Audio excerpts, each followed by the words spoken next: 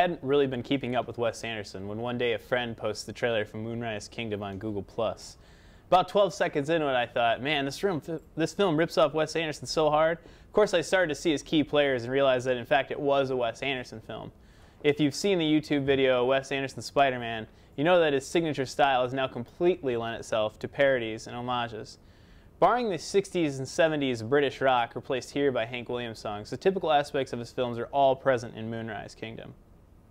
I don't need to list them here because if you've watched one of his films, you know what I'm talking about. By the way, am I alone in thinking that at times his visual style overpowers his stories? I'm just wondering if the things that made Wes Anderson's films so great are the same things that are holding me back from enjoying his films the way I should. Often enough, I find myself distracted by the ever-moving camera, its composition, the way an actor ambiguously delivers a line, the colors in the background, and the meticulous set dressing, all of which is beautiful and crucial to his style, but comes off as too show-offy at times. And well, I just think it's a shame that I can't even review, much less watch Moonrise Kingdom, without having to go into all of this. I remember not caring about any of this stuff, probably because it wasn't as prominent, and being moved by the Tenenbaums and Rushmore, a task that has been harder and harder for me to accomplish since the Royal Tenenbaums, his last co-written with Owen Wilson. Something in me thinks that the Owen C. Wilson, Wes Anderson writing team worked in the way that the John Lennon-Paul McCartney team did. While John was trying to paddle the canoe out further, Paul was reeling him back into shore. If this contrast is what made the Beatles songs so great, the same contrast between Wilson and Anderson might have been what made those first three films, Bottle Rocket, which is my personal favorite, Rushmore, and the Royal Tenenbaums, utterly amazing. For Moonrise Kingdom, Anderson teamed up with Roman Coppola. This is the second film he has written with Coppola, the first being The Darjeeling Limited.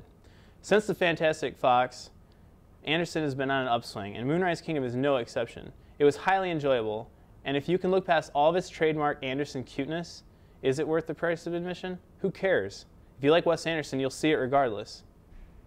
So you liked the film more than I did. I did. Like, I know what you're saying.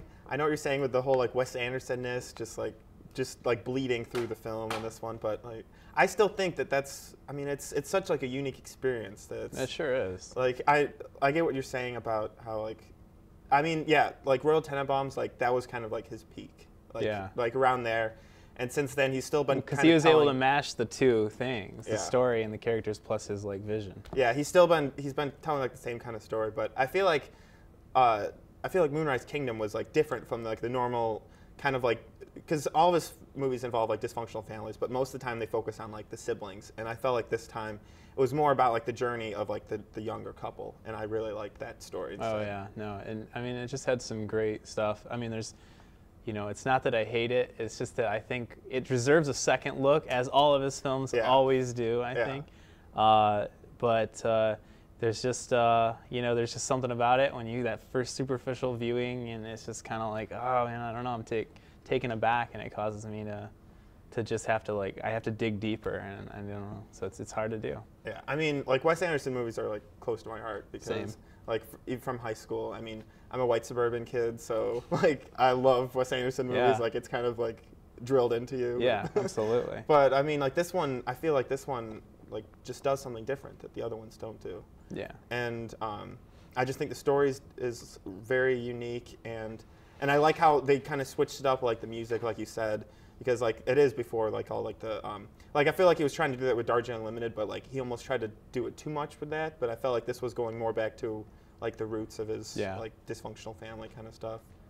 No. But I think that this is worth a watch. Like definitely. Even if you're not like, because this is, I feel like that what you said, that it is very Wes Anderson-esque, but I think it's not too much so that like new viewers won't like dislike it. That's true, especially if it's their first one. They're going to go into it and they're going to love it. Yeah. Let me know what you thought of Moonrise Kingdom or any of Wes Anderson's films. We're always open to discussion here at POA. Subscribe to our channel and follow us on Twitter to receive updates on when our reviews go up. Thanks for watching.